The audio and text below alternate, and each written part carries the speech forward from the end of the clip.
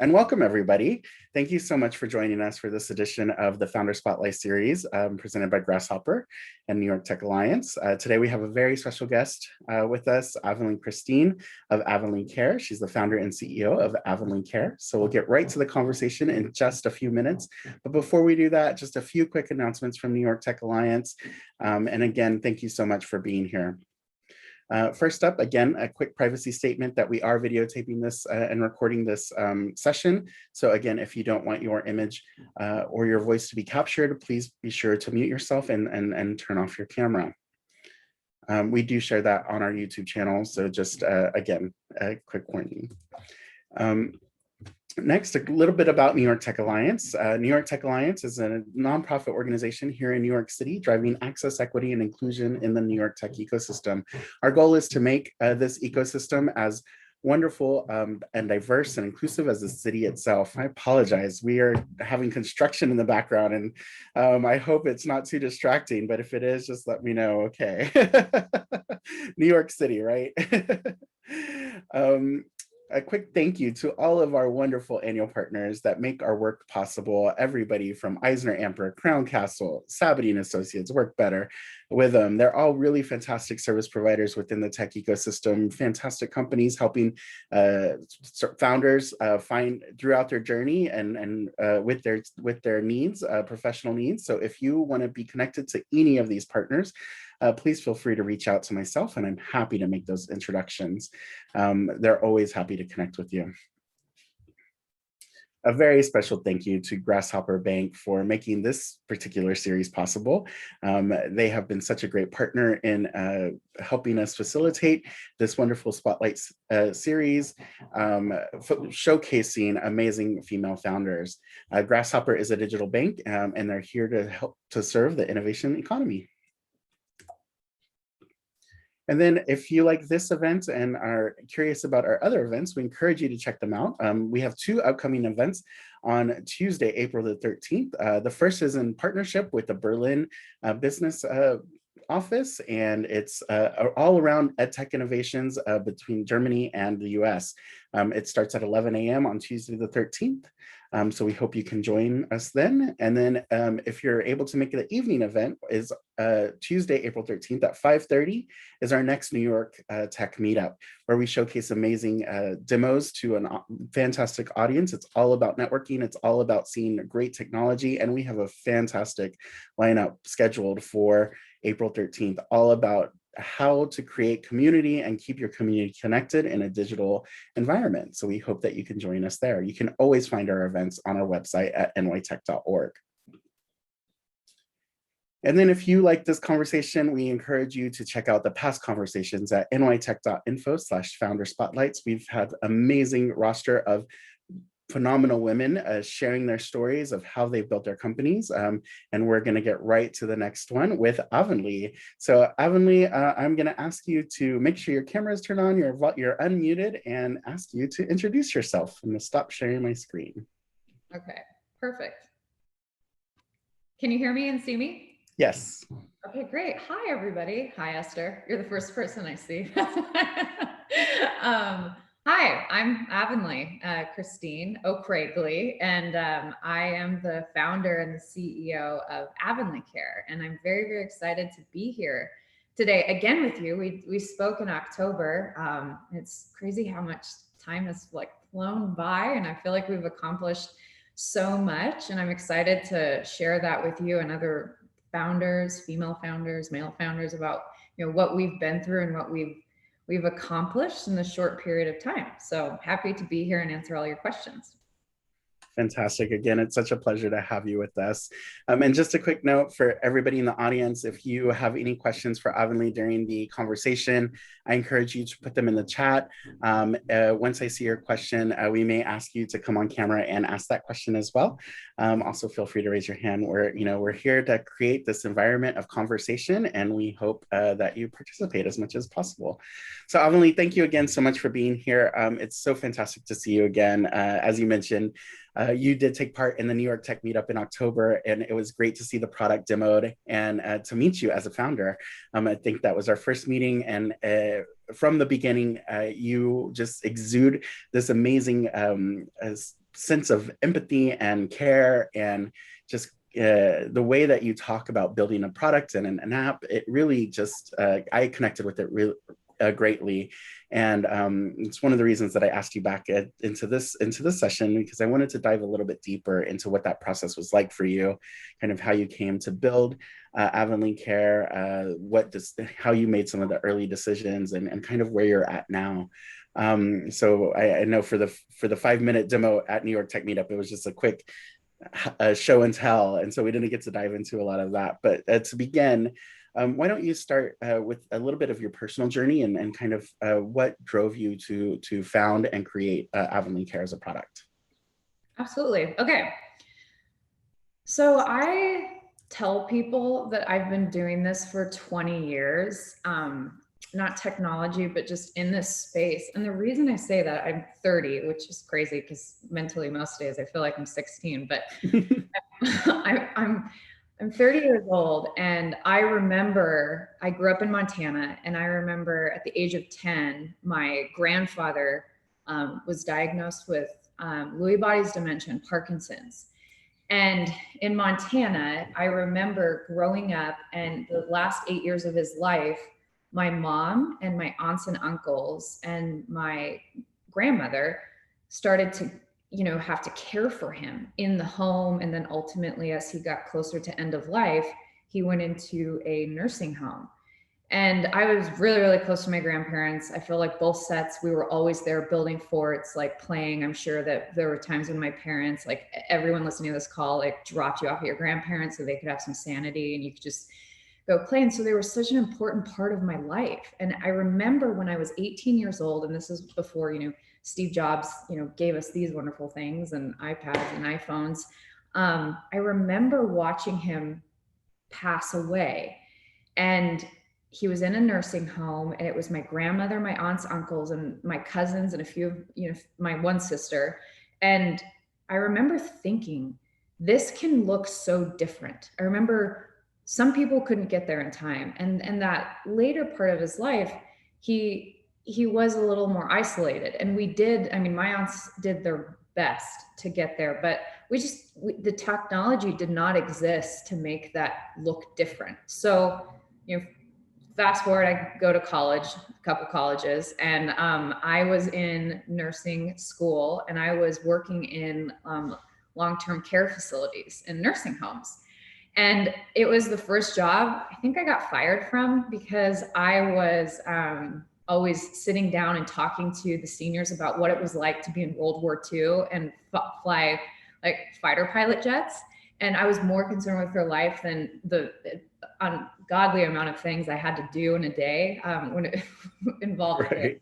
for these people. I was just more interested in their lives, and because they were so lonely, and it was hard for me to see that. And I just thought then too, I remember the executive director sat down with me, and she just said, Avanlee, you're not going to make a great nurse because you care too much about like who these people are, which is a great thing, but it's going to be really hard for you to go down this path. And I was like, okay.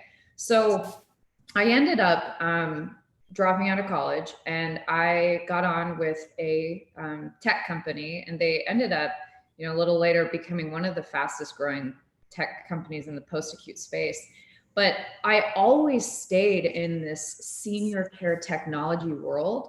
Mm-hmm. And so I think 25, I was given a VP of sales position in New York City, and we were building products for people with Alzheimer's and dementia back into the nursing home healthcare world. And I was living in downtown New York City. I was going in with actually the Visiting Nurse Services of New York with their case managers into homes here in Manhattan. And these people were very isolated. They were very low income, and most of them just had a landline. They didn't really have a way to connect to family. And then I was actually living in downtown New York City, and this is, you have elderly people that live has like lived in the same building forever. So their rent's 800, but you're paying like 3,000 a month, but you're just right next door. And so there was two of those women in my building, and I actually ended up caring for them as well. And so throughout my life, I've just always had this like kind of essence of just seniors around me, been in the tech space. And then the turning point came when I went to Mobile World Congress in 2017 in Barcelona. And I was there to talk about how we were building products for people with Alzheimer's and dementia. And I was asked by very, very senior people in very, very large corporate companies, that big tech giants that dominate the space. And I remember they were talking about, this is what we're going to do to put into the home to a senior to get them connected to their family. And the Pepper robot was coming out, and there was all these widgets and gadgets. And as I was sitting there listening to these people and viewing all this technology, I just thought, I know what it's like to go into a nursing home and sit at the feet of somebody who hasn't seen their family in 3 to 6 months. And then when you try to just shove something like this in their face and say, okay, use this to take your meds, or, you can use this to connect to your family, but most seniors don't even know how to find the App Store. And so I thought, okay, I know what it's like to change a bedpan. I know what it's like to sit with somebody who is very, very isolated. And I know that the number one driving factor that's going to get seniors to use technology is family. That's why we post on social media. That's why we, we're validated by what our friends and our family see. So when it comes to a senior, one of the one population of people that is so isolated and disconnected and didn't grow up with technology, why don't you think they're going to want to have family be that driving force when it comes to their healthcare? And so on the way back from Barcelona, I had the idea for what is now Avanlee Care. And that's when I set out to start the company, and it failed colossally in 2018. I tried to start it in Manhattan, should have listened to my advisors and go back and left the city. And I didn't, because I wanted to be here, but it's too expensive. That's why Apple started out of a garage, and you go to your parents, start a company out of the basement, and you cut your living expenses. And so that's what I did in late 2018. And I went back to Bozeman, Montana, and I got a job, and I was able all of 2019 and most of 2020 to fund the company while I worked on this on nights and weekends for 2 years. And it was very hard. It wasn't always fun. And that's where I met my co-founder and CTO and our development team. And now we're here today, and I'm back in New York City, and I'm talking to you. I moved back in the fall of 2020, 23 months to the day I left, with no company after losing it, dissolving the company, debt. And I came back 23 months later. We had an app on the App Store. We had a user base, and we had a story to tell, because COVID had happened. And I mean, I could never talk about isolation, right? And how do you care for those in your family that are elderly and isolated, especially during the time during COVID? I think when we met, that part really resonated with me as well in the story. And that's an amazing journey, right? You've hit so many points along in that story of who you are as a person, the kind of professions that you gravitated towards, how you saw care and your exposure to care, and then moving forward into your profession and realizing that maybe you weren't the right fit for a certain type, transitioning into something else, taking full advantage of that opportunity, and then how that was the epitome of the creation of this app that you're launching.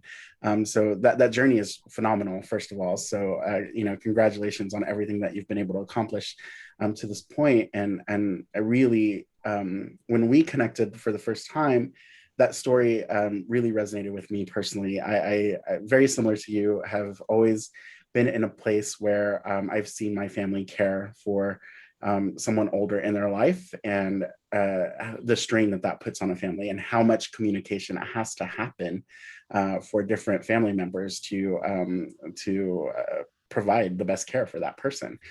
So it did resonate very, very deeply with me, and it just really made me connect with you in a great way. So thank you again. I want to focus a little bit on when you came to this idea of what you were going to create. You said that you tried it, it failed, you dissolved the company, and then you retried it. So can you talk a little bit about what that was like for you, what that experience was like? I've experienced a lot of failure in some of the things that I've tried to start as well. So we don't talk about it a lot, as a society, as a culture. We are like, oh, failure, fail quick and move on, right? But what does that failure, like? How did you interact with it? How did it resonate with you? And then how did it drive you to move on? Yeah, it's a good question and a good point, because we live in a society where there's so much social media that makes life look perfect, and the reality is life isn't perfect. And what people post is usually what the best moments in their day and what they see. And actually, when that happened, the first thing I did was I actually deleted my Instagram, because it was really hard for me to be on social media and see all these things going on. And I was like, dang it, like this is anything good to say. So I just got off it for 2 years, and let me tell you, I didn't miss a thing. But anyways, and back on. But it was really hard. I was 28 years old. I had built a career in New York.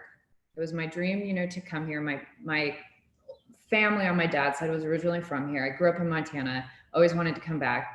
And I built this career. I was traveling all over, and I was so passionate about what I was doing. And then literally in a day, I lost everything I had to my name. And I remember sitting on the steps of the New York Public Library, and I had like $19.82 in my checking account. And I bought a coffee, and I was listening to like Beethoven in one ear. It was raining. The taxi cabs were going by. I was like a scene out of a movie. I was sitting there, and I was like, man, why is this happening? And it was so hard at the time. And I remember calling my dad, and he just, he said, it's time to come home. If you want to get this company off the ground, you really believe in this company, it's time to come home. And he goes, you gave it a shot. It didn't work. So try again. And so I went back, feeling like a failure, like woe is me, nothing, it's never going to happen. And then I think I moped around for like 2 weeks, and then he sat at the foot of my bed and he said, Avanlee, you got to get up and you got to get a job. I got up, I got a job, and that's when I was able to restart. But it didn't happen right away. I met my co-founder, Chris. I've heard of him. I heard he was very, very, very smart, and he is very, very smart. Genius behind all of this. He can take what's up here in these crazy ideas and thoughts, and he builds it and he makes it a reality. And we met, and I just said, this is what I want to do. This is what I envision giving to the world. Every adult child, every family should have the ability to just go to the App Store in one solution and start to care for an aging parent. And I want to make this available in every country. And he was like, okay. And so we had a 2-hour coffee conversation. I talked for the 2 hours. He listened. He doesn't talk that much, but when he does, it's so wise. And he came back 2 weeks later, and he had a full-time job as well. And he goes, I'll build this. I was like, I can't pay you. So I was like, but I can give you stock. And so that was 2019, and we started to build, and we both had full-time jobs. And we worked on this nights and weekends, him much more than I. I would say, what would have taken 7 to 10 people, Chris did himself. And then we hired our first developer, employee number 1, colleague number 1. And he's been with us a year and a half. And those two built, really, they built Avanlee Care. And they got us on the App Store, and we're 2 weeks away from launching Android. And we were able to come out of so much because of their work, their hard work. And we were able to get to a point where, I called one of our investors and my mentor advisor friend, Esther Dyson, and I just said, this is where we're at. And I think I need to get back to New York. And she I think you do too. And so here we are today. And we were able to, close our first round, which was good because we had a product, we had a story, and start to rebuild this company. So yeah, failure is really hard. You're going to fail forward, and I fail a lot, but I've learned, if I can tell founders anything, you will fail. Yes. and it is very, very hard. It's not easy. And don't go into this with the expectation, I'm going to be this unicorn in 1 to 2 years. Because a lot of people, you read about that in the news. It's just, you're probably not going to make money for 2 to 3 to 4 to maybe 5 years. And then once you do, start to surround yourself with people, advisors, and a team of people who've done this before and that are much wiser than you, and that you will listen to, and that will tell you no. Being told no is a very important thing, especially in this phase of the company. I don't like being told no. I got told no yesterday on a call last night. Yeah. But my co-founders, I was like, man, I'm glad that he told me that, because that probably could have hurt the company. So anyway. Yeah, I think that that's a really good point. This is not a very uncommon story that I've heard, and a lot of people don't realize how much work goes into pre-work goes into companies prior to the launch, prior to success, prior to that unicorn status. It might look to the world that it only took 2 years, but in reality, it probably took 10 to 12. And a lot of people don't realize how much work and hard work it goes into building anything.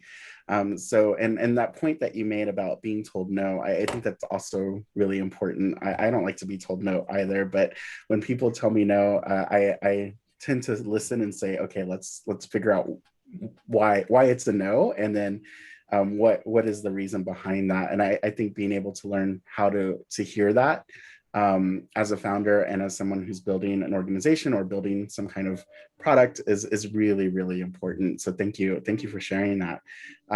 It's been a really fantastic story to this point. I'm going to remind the audience that if there's any questions that you have for Avanlee on this journey, or any questions that you might have, just feel free to put them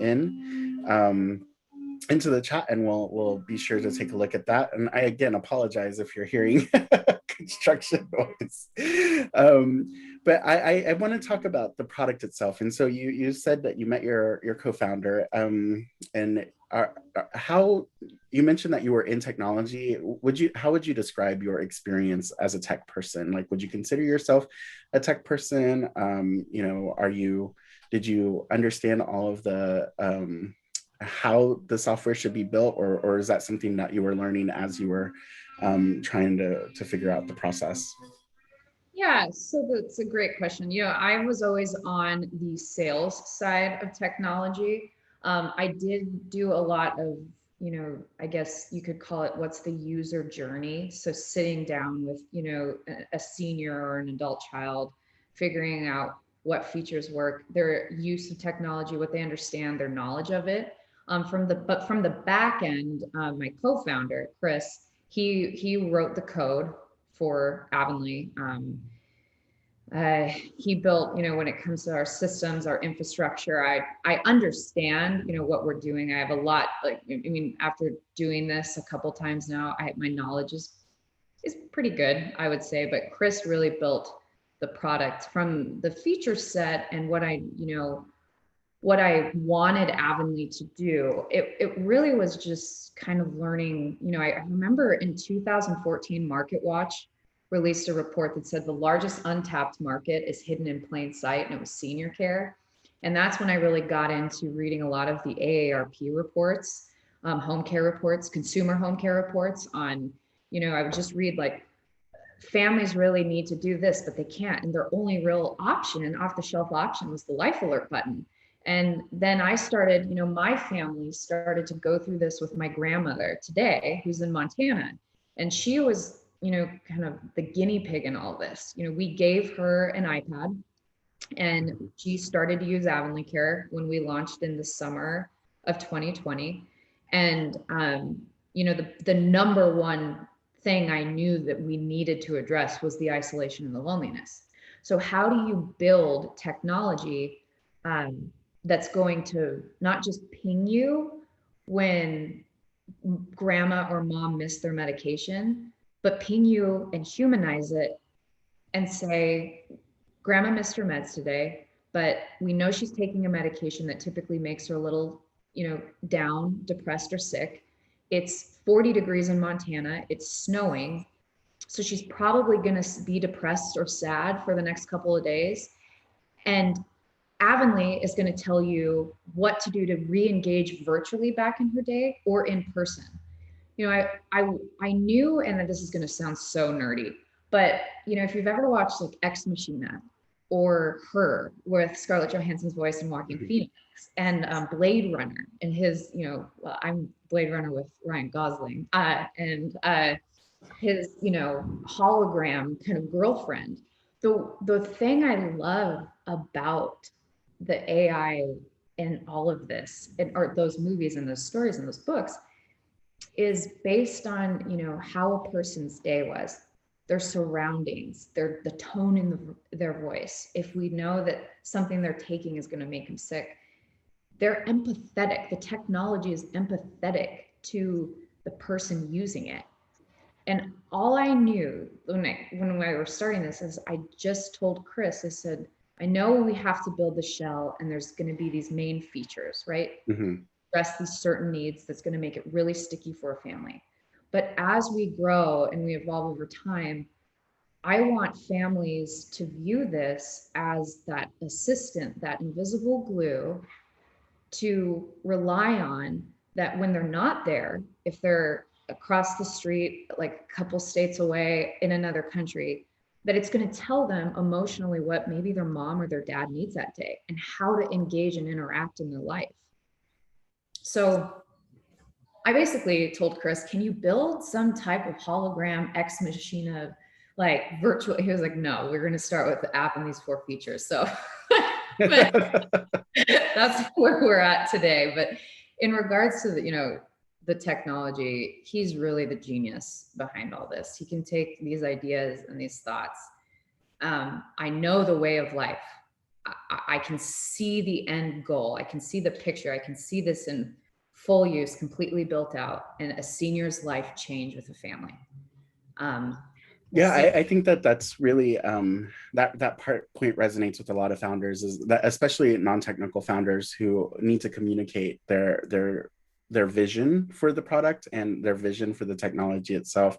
I think that's one of the biggest hurdles that a lot of non-technical founders find, is that they don't know how to talk about these things. Are there resources or tools that helped you get to that point, or is the relationship with Chris just really well aligned, that he's able to understand kind of what's in your head, or how do you guys communicate with each other, and how did you start that communication process? So every time he goes into deep tech mode, I'll say, just, can you put that in English so I understand it? But now I think my knowledge of what he's doing has grown a lot. But I'll say, can you put that in English? The cool thing is, like, yeah, this is a tech company. I have an amazing uncle. He was part of the founding team that took Pluralsight public. I think he was like employee number 6 or something. Mm-hmm.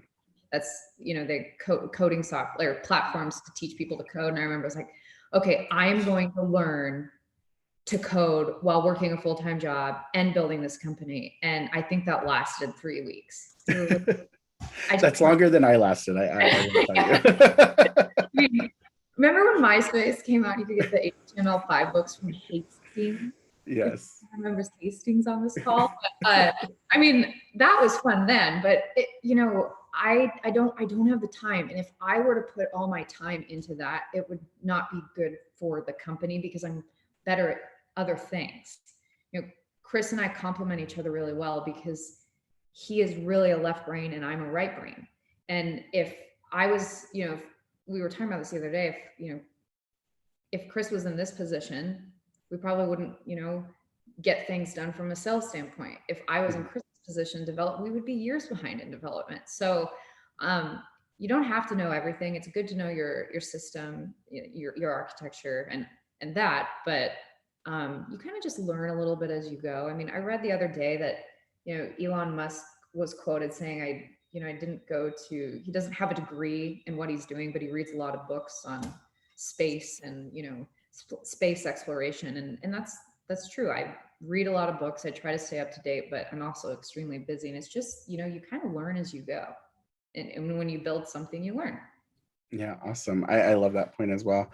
That's really great. We got a question from Victor. Victor, did you want to come on screen and ask that question? Unmute yourself and ask that question, or?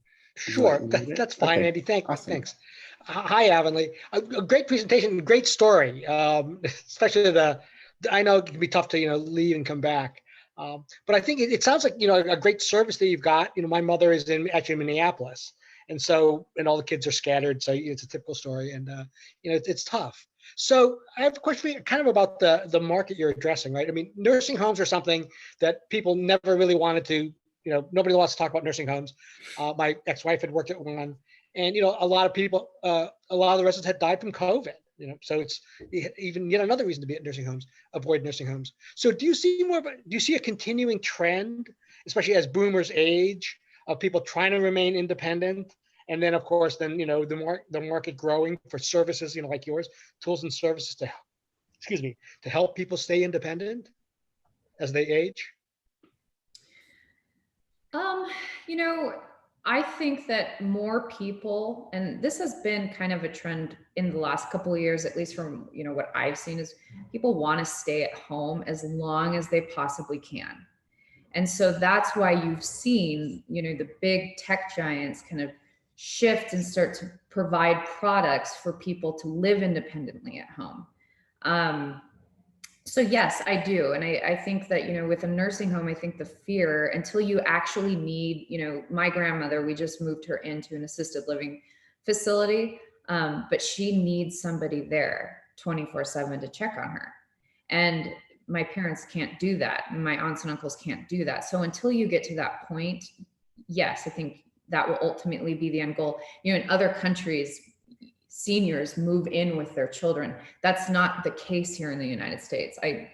And so we have to build products that will keep people in their home as long as they can, if going to their children's home is not an option. And then eventually, yes, I do see people going into nursing homes. I don't know if it will be as much as we've seen though, because, with COVID, there were so many people in nursing homes who couldn't leave. They couldn't see their families.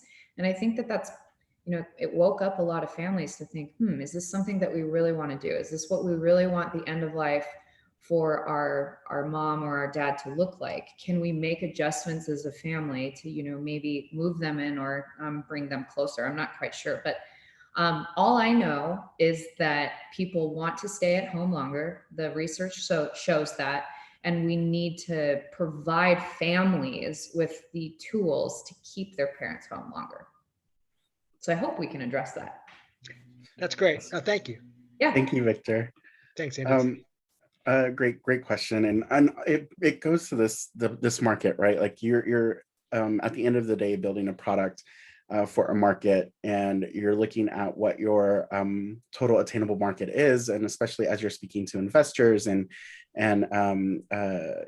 trying to figure out like what the revenue model is and how you're going to make sure that the business continues to operate. This was a really fantastic question to showcase this hidden market, like you said earlier. And it's something I've been thinking about a lot lately. My parents are aging, and just how do we create the tech that keeps them engaged, to your point, without interfering with their life. And it makes it like my mother refuses to let me buy her an iPad because it's one more device. She refuses to let me upgrade her iPhone because she's so comfortable with what she already knows. And so I guess my question for you is, like, when you're this market is pretty large, but the way that you're building technology and the way that you're designing Avanlee Care, like what specific features are you thinking about? How are you making it easy and adoptable from the senior perspective? Mm-hmm.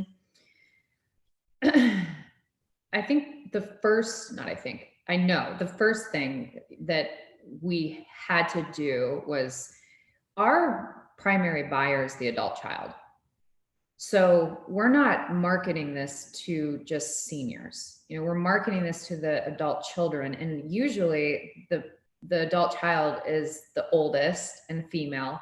We know the demographics, and they're downloading Avanlee. And the first thing that they have to do is set up the family. And so I knew, just from doing this, with people in nursing homes, if you put an iPad in a senior's hand, like to your mother's point, most seniors don't know where the App Store is. So how do you build content? How do you build your brand and our company and our customer support team around, yes, this is a tech company, but we know that we're going to have a big hurdle with the onboarding and getting seniors on and comfortable with Avanlee Care. My grandmother, the same thing. She had an iPad, and at first was, where is the App Store? But once I spent 10 to 15 minutes with her and I sat down, she knows where the App Store is. She learned the system in 15 minutes, and she's a great user of Avanlee. And this is the way that I'm here in New York, she's in Montana, and there's siblings, all over. I have cousins, aunts, and uncles. This is the invisible glue that we use to remotely stay connected to her and manage and help her manage her health. And I think that when you build technology for a generation of people who didn't grow up with it, and it is a little scary, you have to make everything push to them. It's got to be really simple to use, touch and navigate, and it's got to be timed and routine. Like Facebook always releases these new updates, and sometimes I'm just like, oh my gosh, even me, I'm like, I don't know where these things are. This is very confusing. Like, where did it go? And so the cool thing about Avanlee is I knew that we had to build for each generation of people using it. You got the senior, the adult children, and then the grandkids. So like, let's say my youngest sister's 20. She has never had a Facebook. And that's another thing. People are getting off of Facebook. She's Twitter and Snapchat and TikTok. I can't get started on that, but that is, they're used to that. They're used to interfaces like that. Well, for a senior, I need to build Avanlee that looks like Facebook 2008. And so we have 3 different views in the app that you can choose from based on, what you're using this as. If you're using this as a caregiver, if you're using this as a senior, if you're just the younger generation and you want to be social only, your view of the app changes. So it was really, really important that when we built this, it was really built around the seniors' use of technology. But I got to say, a lot of feedback we get from adult children on this is, I really like that there's a private family social like news feed in this, because there's no ads, there's no spam, there's no political stuff. It's stuff from other people. It's just, I can post a video of my daughter at her dance recital, and Google and Facebook don't own the data. It's just in our family, and my family can comment on it. And like, if you want to post funny memes within your family and no one's like, the world's not getting offended, do that there, like within your family. And so, if that is kind of a long answer to your question. No, I think that that's a great answer, and really in line with kind of how you're building tech for this population, and how this technology kind of straddles, the users are multiple users, right? And so how does this technology make sure that thread is kind of that it's threaded through all of the user experiences in a way that supports the senior, right?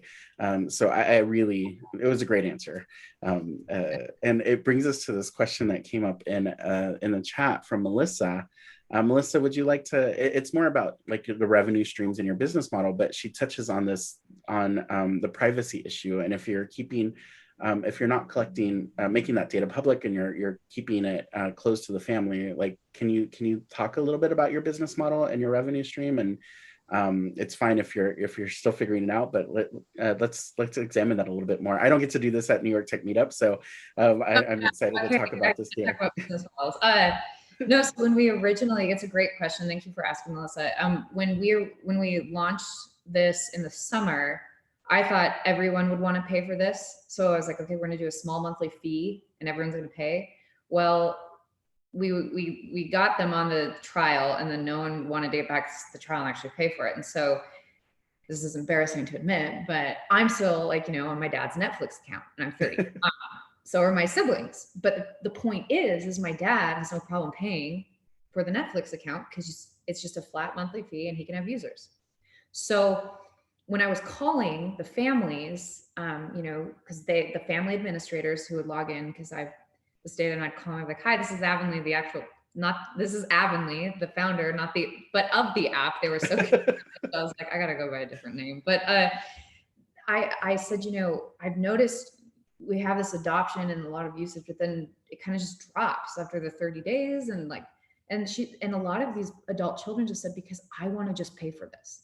I just want to be the one person to pay for this. And that's when I thought, gosh, it's kind of just like every other, account where one person can pay and you can invite other people on. So that's when we changed our model to the $9.99 a month right now for what we have. And it includes up to 30 family members on the app, and one person can pay. And then it just made it so much easier, because, a 20-year-old, a 15-year-old, like somebody who really is just wanting to use it for the social and that age group, they're probably not going to want to pay for this. So we were able to shift our business model to just the adult child. And then as for the privacy of the data, we don't sell data. That's why you pay for this. And I'm very, very strict about that. I want people, as we grow over the next couple of years, to trust this company with their data. And it's a part of our brand and who we are. You're putting the information, the healthcare information of your mother in our hands. You're trusting us with that. So we don't sell user data. You own your data. And, down the line one day with a user's consent, say an insurance company is like, man, we really want to have just access to know they're okay, they're taking their meds. And if we ever get to that point in our business model, that would be the user would have to consent to giving that to somebody. But no, we don't sell data. Yeah, that's great. And great to hear. I want to turn the conversation a little bit to your funding experience, and kind of, we talked about your journey and coming up with the idea and kind of meeting your co-founder.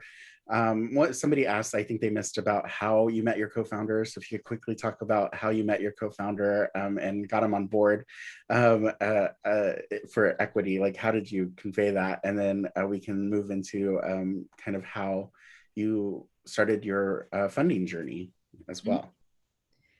Well, when I went back home to Montana, like I said, I'd heard about Chris, and he was very, very smart. And when I sat down with him, I was like, oh yes, he is very smart. And I know, he was getting approached. I bet he probably was getting approached 10 to 20 times a year by people like, hey, I have this idea. I really want you to build this. And, I came to him, I was like, hey, I have this idea, it failed, and I really, really want to build this and start over and change the whole world. And maybe I'm a good salesman. I don't know, but he said yes. And so it was really through, when I went back, it was just, I kind of put it out there that I was still wanting to chase this dream. I didn't know if it was going to happen, but I really needed a technologist co-founder, and we met. So I don't know if call it luck, but the first time I started this company, and I would say I got into business with a bad co-founder, really bad co-founder. And he was supposed to be this technologist, and he wasn't. And so if I could tell people, choose your investors and choose your business partners like you would choose your spouse, because you are married to them in business until the company sells one day. And so just be really, really wise. Character is a big thing. And, the guys on our team, their character is absolutely amazing. They're high caliber guys. I trust them. And I had to go through a couple business relationships and where that was not the case. And I learned a lot. So just be really, really wise about who you choose to let into your business world and start a company with. So yeah, I think that's a great point, and it resonates. I love how you said for both your team and your funders, right? Like your investors, like you sold this vision of what you wanted to wanted the app to be and the technology to be, and I think that's really important for founders to hear, that it really is you, the founder, that people are investing in, that are committing to, and so the character is very, very important. So thank you for sharing that. And we're running out of time, so just quickly, hearing about your funder story would be excellent. Yeah. So this was funded for a long time. And then we had some early, people came on, and like, it was just like, you trade equity for a service. Like, it was so bootstrapped. And then, you go years, you go months without paychecks. And then you're like, oh gosh, how are we going to pay our employee? Regardless, it always worked out. It was really hard. But, I came back to New York, and that's when Esther said it's time to, raise a proper round. I went into the New York Angels, and it was my first experience with, pitching to a group of angels, going through the due diligence process. But in this, we thought, okay, we're going to raise a X amount of money, but then realized that probably wasn't the right path to go. So we changed what we were going to ask. We did a pre-seed note, and, I have the best lawyer in America, Jim Fulton, the Cooley Law, and he's been there forever. And, I wouldn't be here today if it wasn't for Jim. And, he helped me the first time around, and then he came back this time around. And there's so much that you learn in raising money. And it's really, really good that you have somebody, a trusted, partner, friend, legal team that's going to advise you in this process. And so we were able to, from the time I opened the round, I think in almost 3 weeks, we met our goal. And then over the last week, we've exceeded it. I think we were able to come in, I had a few more angels come in, which was really, really nice. And so, when you raise money, be really strategic about who you want to take initial angel investment from, because you don't really just want to take anyone's money. You want to find people who are in this space, but who have also been successful in the space and can give you really wise advice. And we'll kind of just be your cheerleader through this too, and also tell you no. So it was, there was a couple months where we were running on fumes, and we didn't have any cash. And that's when, you lay awake as a founder, and you're like, oh my gosh, how are we going to do this? But you just have to take it day by day at a time. A wise person once told me, be completely engaged in the battle, 100% engaged in the battle, and completely detached from the outcome. So all I knew is that I would wake up, and I knew for nine hours a day, I would work on raising money.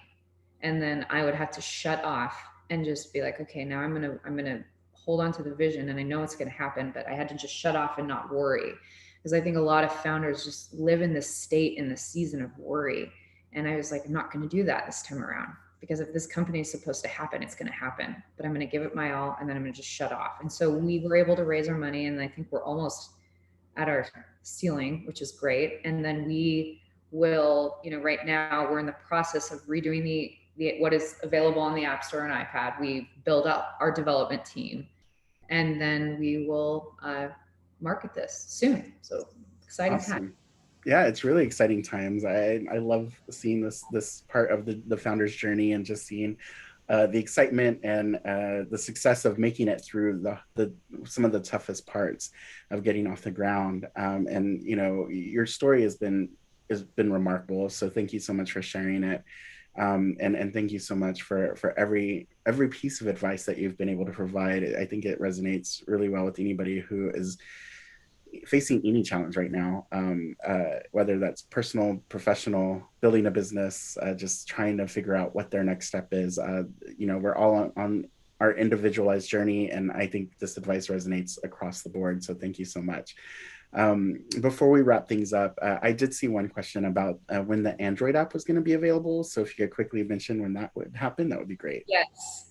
So I think in the questions you asked me, what is something good that happened this week? Yes. So granted intraday data access by Fitbit, which is crazy because they don't do that for consumer companies. And I just linked a message to the chief growth officer. I was like, hi, I'm Avanlee. Like, we have no customers yet, but one day we're going to have a lot of customers and I really need you to be partners. They responded and were like, you have no customers. Like, but anyways, we got granted it. So we're actually rolling that out. We're testing it now. That'll be live in a couple of weeks along with Android. So I'm hoping that in 3 to 4 weeks, we will have Android on Google Play because we are testing it right now. So soon. Also fantastic news. And another great point and tip for founders is, don't be afraid to reach out. Everything is a relationship, and don't be afraid to ask the questions and ask for the favors that you need, or ask for the answers that you want to see. And so I love that. I love that story. And you answered one of my last questions of what is one thing that has happened great in your life, and then over the next year, like, what are you hoping that Avanlee Care becomes? Like, what is your hope for Avanlee Care? Yeah, I just hope that this time next year, when we're talking, that when people hear the name Avanlee, that as a family, that they would just start to associate it with aging, and that they would just say, mom, dad, they're, starting to age, that we got to start using Avanlee Care. We just got to start using Avanlee and aging. And so I'm really looking forward to, it's going to be a year of growth for us. Mm-hmm. I'm looking forward to sitting down with the families. I'm looking forward to meeting, maybe not all the seniors, because that's a lot of people, but I would, if I could, and just looking into their eyes and like hearing the stories and the things that changed because we were able to somehow bring them closer together. I'm really excited to get to that point, to see how I want to change the way that the whole world views and cares for the elderly. And I hope that this is that solution. So. Yeah, absolutely. I wish you all the luck on your journey. I think that you bring with you the empathy needed for this industry, the knowledge and know-how. I think you've learned from a lot of the failure and figuring out how to move forward, and your resilience is phenomenal also to see. So I really do think that we'll be hearing a lot about Avanlee Care in the future. I'm really excited to see how you grow, not only as a founder, but as a company. And, we're here to help as a community. So anything that we can help you with, please let us know, and we'll be connected. And that goes for everybody on the call. As founders, as people in the community, it is a goal for New York Tech Alliance to really bring the community together, create those connections. And so we're all here to make the journey easier. With that, I'm going to share my screen one more time and provide the contact information for both myself and for Avanlee. So we encourage you both to connect with us. I hope that that's the correct email, but if not, we'll send it out, contact information and the follow-up. And Avanlee, any last words before we leave? No, thanks for joining and thanks for having me. It was fun to talk. And if you guys have any questions, just feel free to reach out and I can hopefully give you some valuable insight. I don't know. Well, I really appreciate the insight that you provided. And again, thank you everyone for spending this time with us today. It was such a pleasure, and we hope to see you at